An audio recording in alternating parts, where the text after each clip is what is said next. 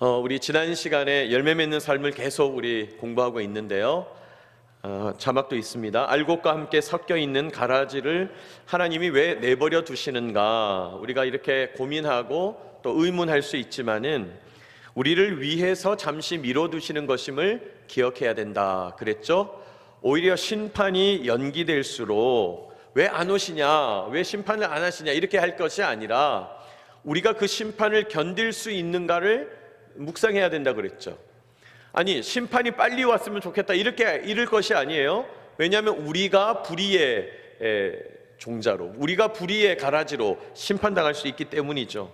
그러므로 여러분, 우리는 늘상 고민해야 될 것이 언제 주님 오시나 이게 아니라 우리는 알곡인가, 열매 맺고 있는가, 아니면 열매 없이 양분만 소모되고 있는가, 그걸 따져봐야 된다는 거예요. 그걸 따져봐야 된다는 거예요. 자, 주인께서 가만두어라 말씀하시면서 심판을 연기하시는 것은 하나님께서 불의에 침묵하시는 것이 아니라 우리에게 기회를 주시는 거다. 어떤 기회요? 회개할 기회를 주시는 거다. 열매 맺을 기회를 주시는 거다. 이걸 기억해야 된다. 그래서 주님께서 지금 계속 심판을 연기하고 계실 때 이 기회를 삼아서 회개 더 회개하면서 더 열매 맺기 위하여 우리 주님 의지하면서 우리가 주님께 나아가야 되겠다는 것입니다. 또 이 세상은 모두 관점으로 구성되어 있다 그랬죠? 이 세상은 모두 믿음으로 구성되어 있다 그랬어요. 자, 그런데 이 세상을 구성하고 있는 그 믿음, 관점이라는 것은 좋은 것과 나쁜 것이 있다는 거예요. 좋은 관점과 나쁜 관점, 옳은 관점과 틀린 관점, 살리는 관점과 죽이는 관점이 있다는 거예요. 그래서 선한 관점과 악한 관점이 있다. 그래서 여러분, 우리는 이 관점을 잘 분별해야 돼요. 그러면 어떻게 해야 선한 관점과 악한 관점, 좋은 관점과 나쁜 관점을 구분할 수 있냐? 여러분, 좋은 것을 계속, 선한 것을 계속 묵상하게 될 때 틀린 거가 뭔지 알게 된다고 그랬죠. 하나님의 말씀이 우리에게 생명의 관점을 세운다. 하나님의 말씀이 우리에게 좋은 관점을 주신다 그랬습니다. 자, 그리고 하나님께 불순종하는 것이 악이고, 우리가 선을 행해야 된다, 악을 행하면 안 된다, 이런 얘기를 많이 하는데 과연 악이라는 것이 뭐냐? 하나님께 불순종하는 게 악이고 하나님께 순종하는 것이 선이다 그랬어요. 불순종하는 자의 운명은 뜨겁고 뜨거운 풀무불에 던져지는 것이고, 순종하는 자녀의 운명은 아버지의 나라에서 해같이 빛난다. 지금은 반사체로 살지만 이제 우리는 발광체가 될 것이다. 주님과 같이 될 것이다. 주님과 함께 왕노릇할 것이다. 우리 그런 내용들을 함께 살펴보았습니다. 자, 이제 오늘은 예수님의 천국 비유 계속해서 마태복음 13장 31절로 33절까지 말씀인데 우리 유인물에 실려 있습니다. 우리 같이 한번 길지만은 합독 한번 할까요? 또 비유를 들어, 시작. 또 비유를 들어 이르시되 천국은 마치 사람이 자기 밭에 갖다 심은 겨자씨 하나를 같으니 이는 모든 씨보다 작은 것이로되 자란 후에는 풀보다 커서 나무가 되매 공중의 새들이 와서 그 가지에 깃들이느니라. 또 비유로 말씀하시되 천국은 마치 여자가 가루 서말 속에 갖다 넣어 전부 부풀게 한 누룩과 같으니라 그랬어요. 우리가 너무나 잘 아는 겨자씨 비유라고 불리는, 누룩의 비유라고 불리우는 그 말씀이죠. 겨자씨 한 알이 얼마나 작으냐. 그러나 그 겨자씨가 나무가 되고 나중에 열매를 맺게 될 때, 큰 나무가 될 때 많은 새들이 그 그늘에서 쉬게 된다. 그 정도로 부풀어 오른다, 커지게 된다. 엄청난 성장과 변화가 있다.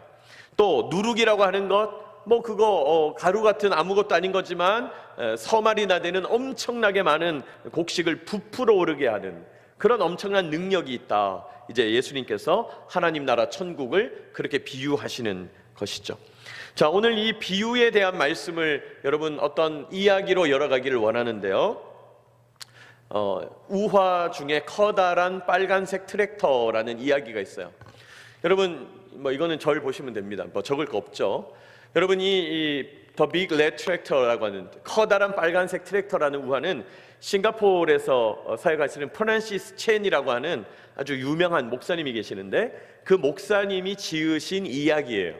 우리의 인생에 대한 성찰을 주는 이야기죠. 어느 행복한 마을에 사람들이 농사를 짓고 살고 있었어요. 그 마을 사람들은 심성도 착하고 마음이 정직해서 늘 함께 힘을 합쳐서 일을 했어요. 열매를 얻으면 다 나누어 먹었어요. 그리고 그 마을에는 보물이 하나 있었는데 바로 큰 커다란 빨간색 트랙터가 마을의 보물처럼 있었다는 거예요. 사람들은 이 트랙터를 아끼고 사랑하고 좋아하고, 왜 사람들이 이 트랙터를 보물로 여기냐? 이 트랙터를 힘을 합쳐가지고 함께 사용해가지고 이제 농사를 지었기 때문이에요. 여러분, 이 마을에는 양은 많지 않지만은 이 트랙터 때문에 이제 양식을 얻어서 함께 나누어 먹고 살았거든요. 자, 그런데 사람들이 이 트랙터를 사용하는 방법이 좀 독특했는데, 매년 씨를 뿌리는 봄이 되면요, 1년에 3개월씩 석 달 동안 온 마을 사람들이 아침에 함께 모여서 트랙터에 시동을 걸어요. 그래 놓고서는 뭘 하냐? 트랙터를 밀어요. 네? 트랙터를 밀어요. 그리고 앞에서는 끌고 가요.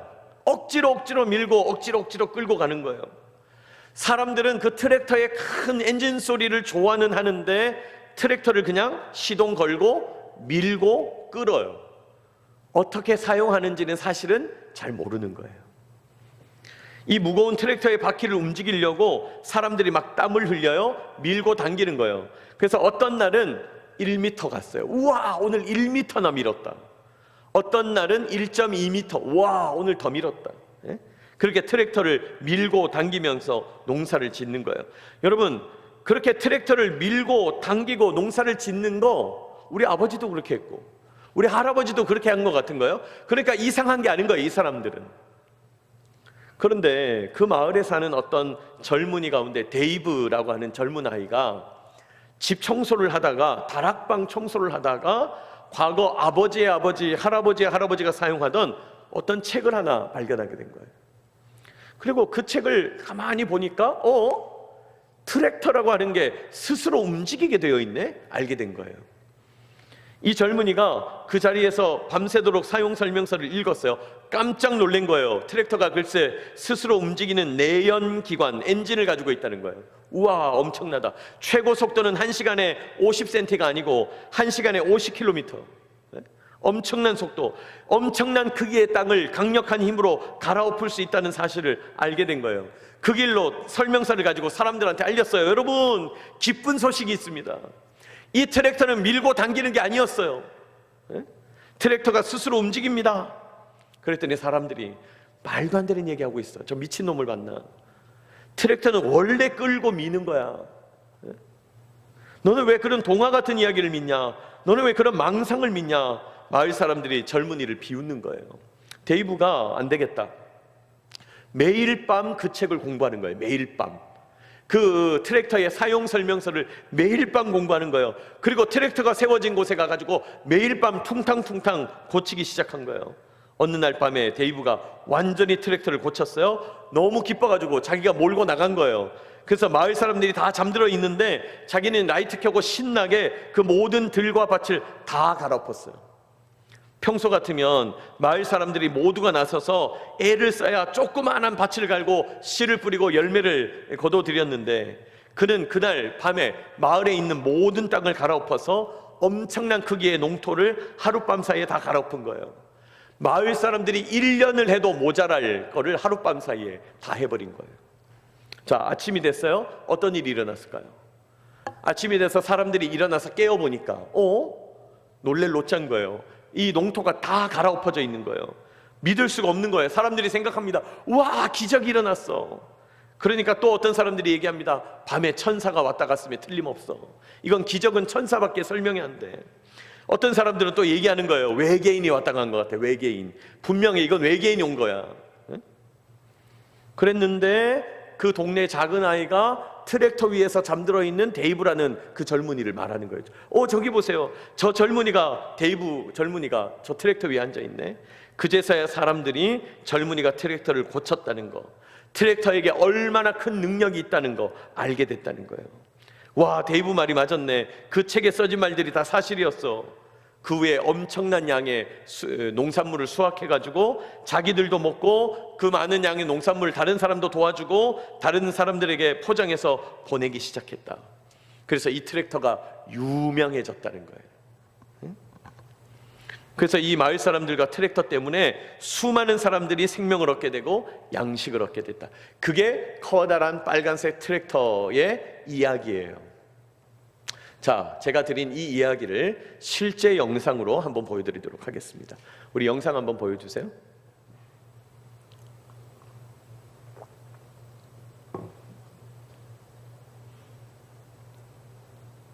위에 아무도 없나요, 혹시?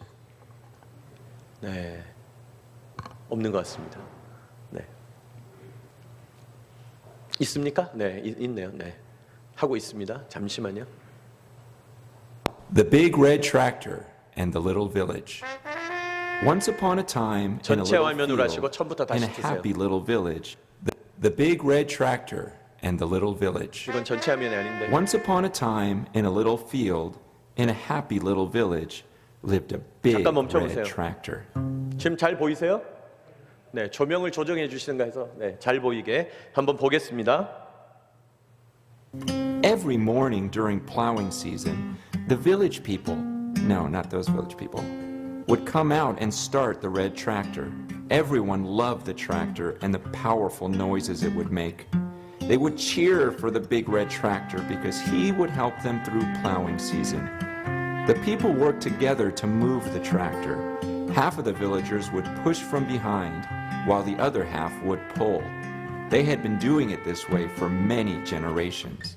Some days they moved the tractor 10 feet. Some days they moved it 20. They did this for 3 whole months every year.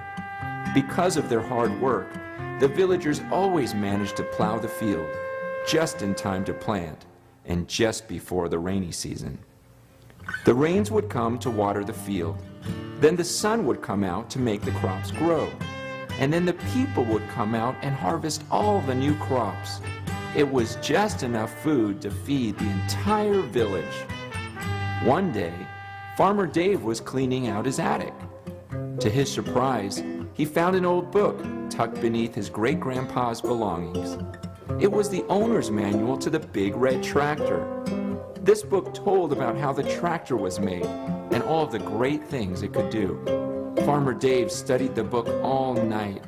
He was shocked by what he was reading. According to the book, if the big red tractor was running properly, it could plow the whole field in just one day. Early the next morning, Farmer Dave gathered the villagers to tell them the good news. But nobody believed him. There's no way that tractor can move on its own, some said. One lady said, "It sounds like you're reading a fairy tale." The people laughed at him. This made Farmer Dave very sad. This didn't stop Farmer Dave from believing what he read. Every night, while the other villagers were asleep, Farmer Dave spent time repairing the big red tractor. One night, Farmer Dave fixed the tractor completely. He jumped on the tractor and had so much fun driving it, he ended up plowing the whole field in one night. The next morning, the villagers woke up and were in shock. The whole field had been plowed. "It's a miracle," one man said.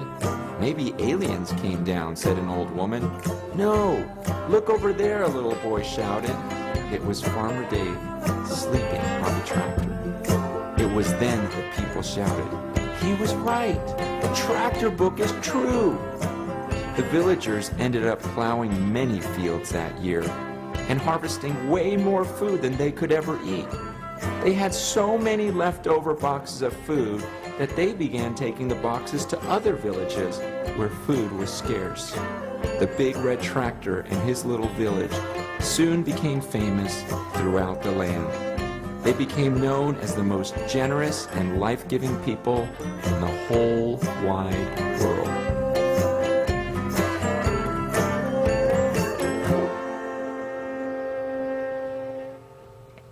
네, 잘 보셨습니까? 여러분, 이 우화가 뭘 의미하는 걸까요? 우리 인생도 작동하는 원리가 따로 있다는 거예요.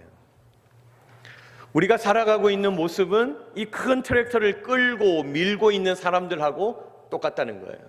그런데 그게 아니라 이 트랙터 사용 설명서를 이해하고 깨달으면 인생에 놀라운 기적이 일어나는 것처럼 우리 인생의 사용 설명서는 무엇일까요? 성경이죠. 성경에 나와 있는 말씀대로 하나님의 원리를 깨닫고 이해하고 하나님의 생명 원리를 이해하고 깨달으면 우리 삶에 크고 놀라운 일이 일어난다는 거예요. 생각해 보세요. 그 무거운 트랙터를 끌고 미는 것과 하룻밤 사이에 그게 스스로 다니면서 운전을 해가지고 온 들을 다 갈아엎은 것과 이건 비교할 수 없는 일이잖아요. 우리 삶도 마찬가지라는 거예요. 여러분, 트랙터를 통해서 많은 사람들이 풍성한 식량, 복을 누렸던 것처럼 하나님의 생명 원리를 통해서 놀라운 기적이 일어나게 된다는 거예요. 사실은 그게 오늘 이 비유의 핵심 요점이죠. 오늘 이 겨자씨 비유, 누룩의 비유도 그런 말씀을 하는 것이죠. 여러분, 오늘 겨자씨와 누룩의 비유의 요점이 무엇입니까? 생명 원리가 작동될 때 크고 놀라운 일이 일어난다. 엄청난 성장과 변화가 일어난다는 거예요. 여러분, 이 원리를 믿게 되시기를 축복합니다. 오늘 천국 비유는 이걸 말씀하는 거예요. 오늘 겨자씨 비유, 누룩의 비유를 통해서 뭘 말씀합니까? 생명 원리가 작동될 때 크고 놀라운 일, 엄청난 성장과 변화가 일어난다는 거예요. 겨자씨 너무 작아요. 얼마나 작냐? 모래알 만큼 작아요. 그냥 먼지 입자 몇 가지 이렇게 뭉쳐놓은 것 정도밖에 안 된다는 거예요. 조그만 겨자씨예요. 그런데 그 겨자씨 속에 생명인자가 있는데 그 생명인자가 적절한 수분과 적절한 온도와 적절한 흙의 이 온도를 만나게 되면 생명인자가 탁 터뜨려지게 되면 어떤 일이 일어나냐? 새들이 엄청나게 많이 깃들이는 큰 나무가 된다는 거예요. 누룩도 마찬가지죠. 밀가루를 부풀게 하는 누룩이 들어가면 밀가루가 부풀어 일어나서 발효가 일어나고 맛있는 빵이 되는 거죠. 누룩 속에 있는 효소와 곰팡이가 작동되는 거죠. 생명 원리가 탁 건드려지는 거죠. 여러분, 우리 삶도 그렇다는 거예요. 우리 삶도 그렇다는 거예요. 여러분, 우리 삶에 하나님이 선물을 주신다. 그게 뭘까요? 생명의 원리가 작동되는 인생이 있다 이 말이에요. 트랙터가 어떻게 움직이는지를 아는 것과 그냥 밀고 끌고 애쓰고 노력하고 힘쓰고 땀 흘리고 하는 것과 그건 완전 다른 얘기죠. 생명의 원리가 작동되는 인생이에요. 여러분, 트랙터를 밀고 끄는 사람들이 트랙터를 타고 다니는 사람한테 너 왜 노력 안 하냐? 너 왜 거저 살려고 그러냐? 그렇게 얘기합니까? 안 합니까? 그렇게 얘기 안 하는 거죠. 자기들이 어리석은 거죠. 거저 사는 게 아니에요. 그 트랙터의 원리대로 사는 거예요. 원리대로. 원리를 모르니까 그렇게 힘들게 사는 거예요. 어리석게 사는 거예요. 사랑하는 여러분, 생명인자가 터뜨려지고 생명 원리가 작동될 때 놀라운 일, 엄청난 변화, 엄청난 성장, 엄청난 크기와 속도, 양적인 변화, 질적인 변화가 일어난다게 된다는 사실을 기억하시기 바랍니다. 우리 삶 속에도 그런 생명 원리가 작동된다는 거예요. 여러분, 예수님이 이 땅에 오셔서 하나님 나라를 선포하셨어요. 왜요? 우리에게 이런 선물을 주시려고, 생명이 무엇인지 알려주시려고, 하나님을 안다는 게 뭔지 알려주시려고, 이런 원리, 이런 엄청난 인생, 변화된 인생, 엄청난 성장하는 인생. 여러분, 예수님 자신이 그랬잖아요. 한 아기로 오셨잖아요. 심지어 눕힐 데가 없어서 말구 위에 눕힌 아기였잖아요. 그런데 예수님께서 30년의 개인 생애 그리고 3년의 공생애를 통해서 제자들을 남기셨어요. 그 제자들이 예수님의 복음을 전하고 복음을 전하고 2000년이 지난 지금 온 세계 역사가 뒤집어졌잖아요. 여러분, 예수님은 우리에게도 그런 인생 주시기를 원하십니다. 아멘. 우리에게도 그런 인생 주기를 원하신다고요. 어떤 인생을 살게 될지 몰라요. 지금이 내 인생이 아닌 거예요. 목사님, 제가 이만큼 나이가 들었는데도 지금이 아니요. 지금도 벌써 엄청난 변화된 인생이지만은 앞으로 더 크고 놀라운 일이 일어나게 될 것입니다. 성경을 보세요. 만국을 먹여 살리는 생명을 공급하는 대제국의 총리가 되겠잖아요. 자꾸 여러분 성경에 있는 사람들을 보면 목사님 그건 성경에 나오는 사람들이고 우리는 그런 인생 아니잖아요. 자꾸 나하고 이렇게 대상화시켜버려요. 나하고 상관없다고 그래요. 그렇지 않다는 거예요. 하나님을 만나면 하나님의 생명 원리가 여러분 속에 탁 터뜨려지면 크고 놀라운 일들이 일어나게 된다는 거죠. 여러분 기회가 되면 나중에 현승원 대표라는 분을 검색해 보시기 바랍니다. 현승원 대표 이야기가 있어요. 이 사람은 큰 교육 사업을 하는 사람이에요. 자, 이름만 써놓고 저 보세요. 이름만 써놓고 이 사람은 큰 교육 사업을 하는 사람이에요. 엄청나게 큰 사업을 하다 보니까 한국에서 유명한 대학 나오고 최고 학부 나오고 그래서 유학까지 다녀와서 한국 최고의 기업에 취직해가지고 막 자기 실력을 펼치다가 뜻한 바가 있어가지고 때가 됐다. 자기가 벌은 수억 원의 자본금을 가지고 교육 사업을 시작했는데 그래서 대박이 터졌다. 이런 스토리가 아니고, 이런 스토리가 아니고 이분은 아버님이 그저 이렇게 가족들을 잘 건사하는 수준의 그저 평범한 집안에서 태어났다는 거예요. 그런데 아버님이 뜻한 바가 있어서 어릴 때부터 선교사님을 그렇게 도왔대요. 선교사님을. 그러니까 사실은 자발적으로 가난하게 사는 거예요. 하도 선교사를 돕다 보니까. 선교사님이 오셔가지고 갈 데 없다 그러면 집 안방 내드리는 거예요. 자기들은 이렇게 작은 방에 그냥 온 식구가 잠자고, 선교사님이 뭐 6개월을 있든 한 달을 있든 선교사님 내어드리고. 그리고 또 선교사님 오셔서 가끔 아쉬운 소리 하는 거죠. 제가 지금 선교지에 교회를 져야 되는데, 선교원금을 모아야 되는데, 그럼 또 저축해놓은 거 다 털어줘 드리는 거예요. 그러니까 이 집은 늘 그러고 사는 거예요. 그러니까 이 현승원 씨는 어릴 때부터 장남인데 뭐 그렇게 사는 게 당연한 줄 알았다는 거예요. 자, 그러다가 이제 대학을 가서 가회를 하게 됐는데, 가회를 하게 돼서 이제 조금 수입을 얻게 되니까 아버지가 야, 이제 때가 됐구나. 너도 이 선교사 돕는 일에 동참해라 그랬다는 거예요. 아니, 그 가회비 얼마 받는다고. 그또 동참하기 시작하는 거예요. 그래서 이제 가회비 내서 동참하고. 그런데 하나님이 복을 주시는지 가회하는 학생이 늘고. 그래가지고 이 사람만이 가지고 있는 독특한 가회 비법이 있었는데, 가회하는 학생이 50명. 여러분 믿어져요? 50명. 가능합니까? 그러니까 이게 사람이 어떻게 하냐? 독특한 방법을 쓰는데, 자기의 강의는 영상으로 찍고 자기 후배들을 시켜가지고 이게 이 강의를 일부 듣고 가르쳐주는 사람으로 붙이는 거예요. 50명. 그 수입이 엄청나기 시작한 거죠. 자, 그래서 이 사람이 자신감이 붙은 거예요. 되는구나. 나 잘 가르치는구나. 그래가지고 유명한 대형 학원에다가 원서를 냈다는 거예요. 붙었을까요? 안 붙었을까요? 18번 떨어졌대요. 18번. 왜 안 붙었냐? 대학이 유명한 대학이 아닌 거예요. 학벌이 안 되는 거예요. 실력은 되는데 학벌이 안 되네? 안 되겠구나. 역시 한국 사회는 안 되는 거였어. 유학을 가야 되겠다. 그래서 이제 유학 가려고 이제 벌기 시작하는 거예요. 유학 가려고 열심히 가회를 하는 거예요. 그런데 유학 가려고 가회를 하는데 입소문이 나기 시작하고 동영상이 팔리기 시작하는데 200명, 3,000명, 2만 명까지 되는 거예요. 2011년에 고등학생들을 대상으로 하는 3J 에듀라는 것을 설립하게 됐대요. 이 사람이 브랜드가 7개가 된 거예요. 5년쯤 지나니까. 그리고 2018년에 이 7개 교육 브랜드를 다 처분했어요. 그러니까 소유권을 넘긴 거죠. 원작자는 자기지만 사업권을 넘긴 거예요. 현금으로 1,500억을 벌었어요. 현금으로만. 아무도 안 놀래서 엄청 놀랐어요, 나 지금. 여러분 뭐 이게 안 만져보니까 그렇죠. 1억도 없는데 우리는 수중해요. 근데 1,500억을 벌었다는 거예요. 이런 사람에게 어떤 비밀이 있었던 걸까? 근데 지금은 그 가치가 지금 3,000억까지 갔다는 거예요. 시간이 벌써 지났으니까.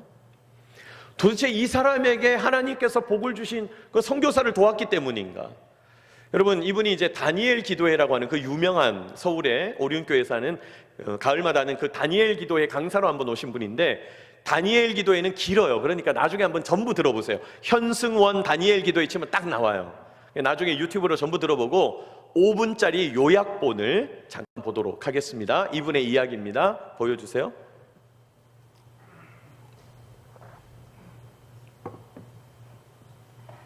되는 게 꿈이었지만은 하나님께서 길을 새롭게 인도하셔서 사업을 하게 되었어요.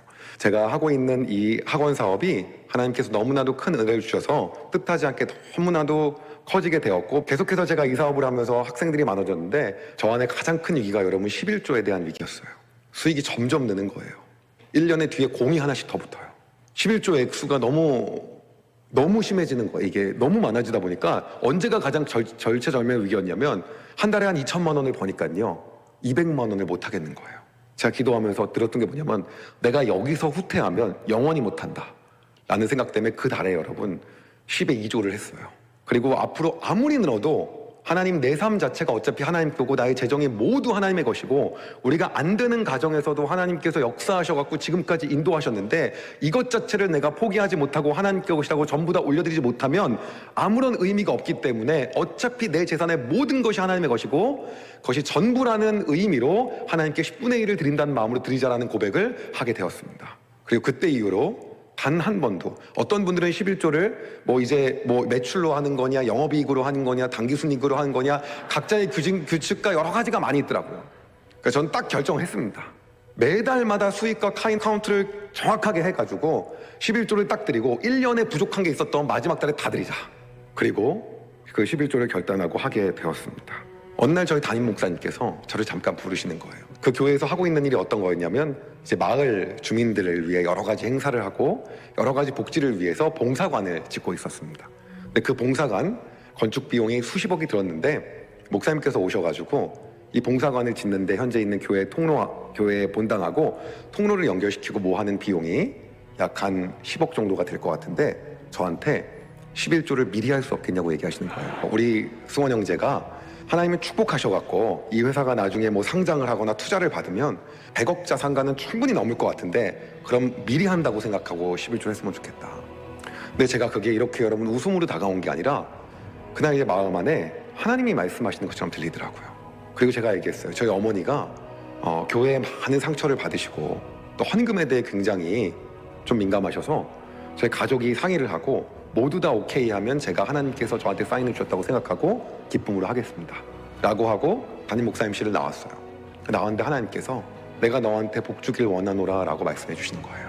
여러분 사실 그 10억이라는 돈이 제가 아니어도 하나님께서 역사하시길 원한다면 채우고도 남는 분이시고 여러분 꼭 아셔야 되는 건 하나님이 이 온 우주와 만물의 가장 부자라는 것입니다.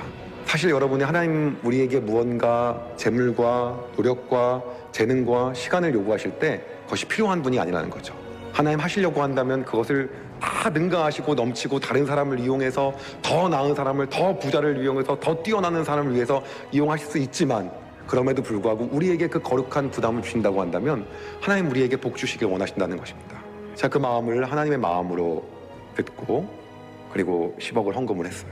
그리고 목사님께 장문의 문자를 보내드렸습니다. 목사님 제가 이 교회에 왔을 때 제 통장에 500만 원도 없는 20살 대학생이었습니다. 하나님께서 뜻하지 않게 저에게 너무나도 큰 은혜를 주셔서 제가 오늘 이렇게 큰 회사를 운영하게 되었고 그리고 이렇게 하나님께 11조를 드리게 되었습니다. 저는 하나님께서 이 11조를 통해서 저에게 복을 주시든 안 그렇든 상관이 없습니다. 이미 지금까지 주신 은혜로 너무나도 크고 만족합니다. 그리고 제가 이렇게 11조를 할 수 있으면 너무나도 감사하고 앞으로도 하나님의 영광만을 위해 살기를 소망합니다 라고 보냈어요. 목사님 많이 우셨다고 하시더라고요. 여러분 가운데 뭔가 주저하는 게 있으십니까? 내가 뭔가 여러분 망설여지는 것이 혹시 있으십니까? 여러분 하나님은 여러분이 아니셔도 일하고도 남으실 분이십니다. 혹시 여러분 가운데 여러분의 시간으로 그리고 여러분의 재정으로 그리고 여러분의 재능으로 하나님께 나아갈 때 여러분 혹시 망설여지는 부분이 있습니까? 여러분 하나님 여러분께서 드리는 것을 뛰어넘어서 역사하시는 분이십니다. 여러분 설령 하나님께서 여러분에게 더 주시지 않는다고 해도 그게 어떻습니까? 이미 예수 그리스도를 통하여 우리가 얻을 수 없는 것을 우리는 얻게 되었습니다. 그리고 우리를 제사장 나라 삼아 주셨습니다.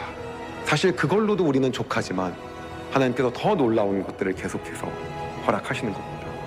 여러분 하나님은 하나님의 능력으로 모든 것을 할 수 있는 분이지만 오늘 여러분에게 도전하는 것은 하나님 여러분을 통하여 그 일을 하길 원하신다고 말씀하시는 겁니다.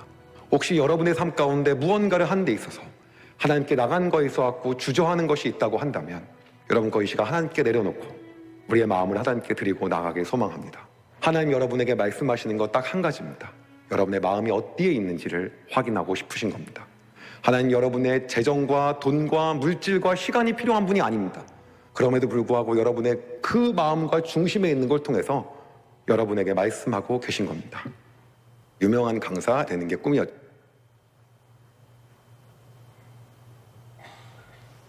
네, 불을 켜주시고요. 감사합니다. 저는 이분의 간증을 들으면서 겨자씨 누룩의 비유가 바로 생각이 났어요. 아까 그 문구가 있었죠. 제가 이 교회에 처음 왔을 때 통장에 단돈 500만 원도 없는 20살짜리 대학생이라고 그랬죠. 그 아무도 알지 못하는 그런 것들이지만은 하나님 앞에서 놀라운 일들이 일어나게 될 거다. 그래서 이 사람이 하나님 앞에서 그 크고 놀라운 일들을 보게 되는 것이죠. 여러분, 생명 원리가 있다는 거예요. 이분에게 생명 원리가 터트려지는 거죠. 엄청난 변화, 엄청난 성장. 여러분, 우리가 아직도 트랙터 같이, 자동차 같이 끌고 밀고 있지 않습니까? 내 인생 내가 어떻게든 끌고 가야 되겠다. 내 인생 어떻게든 내가 좀 밀어봐야 되겠다. 여러분, 힘만 쓸 뿐이고 아무런 효험이 없습니다. 오히려 하나님이 운전하시는 인생, 생명의 원리, 하나님 나라의 원리를 살아가게 되는 저와 여러분 되시기를 축복합니다. 자, 그러면 생명의 원리가 뭐냐? 이거죠. 하나님의 생명 원리가 흐르는 삶은 하나님께 주도권과 결정권과 소유권을 드리는 거예요. 다시요. 하나님께 주도권과 결정권과 소유권을 드리는 거예요. 우리가 말은 해요. 주님, 제 삶을 드리겠습니다. 주님, 제 삶을 사용해 주시옵소서. 근데 여러분, 주님께 드린다는 게 뭡니까? 세 가지를 드려야 하나님께 내 삶을 드리는 거예요. 주도권을, 결정권을, 소유권을 하나님께 드려야 돼요. 여러분, 하나님 앞에 주도권을 드리게 되시기를 축복합니다. 주도권이 뭡니까? 내가 뭘 하겠다고 애쓰지 말고 하나님께서 내 삶을 어떻게 이끌어 가시는지 하나님께 넘기라는 거예요. 하나님이 끌고 가게 하시라는 거예요. 내가 끌고 가지 말고 하나님이 운전하게 하시라는 거예요. 여러분 인생의 운전석에서 내려오시기 바랍니다. 여러분 다 초보 운전이잖아요. 여러분 여기 자기 나이보다 5살 많게 살아본 사람 아무도 없잖아요. 10살짜리 아이는 15살을 안 살아봤어요. 20살짜리 청년은 25살을 안 살아봤어요. 50살 되신 분도 55살은 안 살아봤어요. 내가 60이 되고 70이 돼서 인생 경험이 많다? 그럼에도 불구하고 5년 뒤는 안 살아본 거예요. 다 초보예요. 우리는 하나님께 부름받아 갈 때까지 초보예요. 그런데도 내가 운전하겠다고, 운전도 못하면서 맨날 처박으면서 길도 모르면서 말이죠. 근데도 내가 운전하겠다고. 여러분 운전석에서 내려오시기 바랍니다. 하나님께 운전석을 내어드리시기 바랍니다. 하나님 내 삶의 운전석에 오셔서 직접 운전해 주십시오. 저는 옆에 앉겠습니다. 조수석에 앉겠습니다. 두 번째, 결정권을 내어드리시기 바랍니다. 여러분, 내가 결정해놓고 도와주세요, 도와주세요. 제발 좀 그러지 마시기 바랍니다. 신앙생활하는 분 중에 그렇게 기도하는 분이 너무 많아요. 결정은 내가 했어요. 이미 하나님, 저는 딱 결정했습니다. 아시죠? 저는 그냥 결정하는 사람이에요. 뭘 결정을 한다는 거예요? 도대체 뭘 알아서 결정을 한다는 거예요? 결정도 하나님이 하시도록 결정해놓고 도와주세요, 도와주세요 하는 것이 아니고 이루어 주시옵소서 떼쓰지 말고, 주님 무엇을 원하십니까? 주님 어떻게 할까요? 우리의 기도는 늘 그거예요. 주님 무엇을 원하십니까? 주님 이거 어떻게 할까요? 주님 우리 자녀 문제 어떻게 할까요? 주님 저의 이 재정 문제 어떻게 할까요? 주님 저의 건강 문제 어떻게 하면 좋겠습니까? 여러분 잠시 멈춰서 주님께 물어야 돼요. 결정권을 내어드려야 되는 거죠. 남들이 다 이쪽이다 해도 주님이 아무 말도 안 하시면 가만히 있어야 되는 거예요. 왜요? 하나님이 결정하셔야 되니까. 남들이 다 안 된다 해도 주님이 맞다 가라 하면 가야 되는 거예요. 주님이 결정하는 거예요. 여러분 결정권을 내어드리시기를 축복합니다. 그리고 아까 현승환 대표 얘기했던 것처럼 소유권을 내어드려야 되는 거죠. 이거 전부 내 거 아닙니다. 주님 저의 눈에 보이는 모든 재산, 부동산, 또 동산 전부 하나님의 것입니다. 여러분 소유권을 인정하게 되시기를 축복합니다. 여러분 우리 하나님은 전부 가지신 분이에요. 전부 가지신 분이에요. 뭘 도대체 하나님 앞에서 고집하고 있는 것입니까? 여러분 전부를 가지신 하나님을 만나는 것이 나에게 가장 이익이 됩니다. 아멘. 하나님 만나는 게 가장 이익이 된다는 사실을 기억해야 돼요. 여러분 이렇게 하나님께 주도권, 결정권, 소유권을 드리게 될 때 내 삶에 놀라운 일이 일어난다는 거예요. 하나님의 생명 원리가 작동되기 시작한다는 거예요. 그럼 어떤 일이 일어나냐? 내 주변에 있는 사람들이 나를 보고 이렇게 말하기 시작해요. 저거 인간이 하는 게 아닌데, 저거 인간이 하는 일이 아닌데, 저거는 하나님이 하시는 일인데. 여러분, 우리 안에 생명 원리가 작동되면요, 나를 통하여 다른 사람들이 하나님의 역사를 보게 될 줄로 믿습니다. 여러분, 그게 우리가 사는 이유예요. 사실은 그거 보여주려고, 나를 봐라, 하나님이 이런 분이다. 우리 인생을 봐라, 하나님이 이런 분이다. 여러분, 하나님이 나에게 오늘도 건강 주시고, 오늘도 생명 주시고, 오늘도 생존하게 하시고, 오늘도 여유 주시고, 오늘도 힘 주시고, 오늘도 능력 주셔서 살아가게 하시는 이유가 뭐냐? 나를 통하여 하나님이 나타나기를 원하시는 거예요. 우리 주일날 했잖아요. 인간 하나님의 형상이라고. 우리는 하나님의 형상이에요. 하나님의 형상이란 말이 뭐냐? 우리를 보니까 뒤에 있는 하나님이 보인다 이 말이에요. 대리 통치자를 보니까 원래 주인이 보이더라 이 말이에요. 예? 여러분, 하나님은 우리를 그런 대리 통치자 삼기를 원하신다는 거예요. 여러분, 하나님을 드러내는 삶, 그게 우리 인생의 목표 되시기를 축복합니다.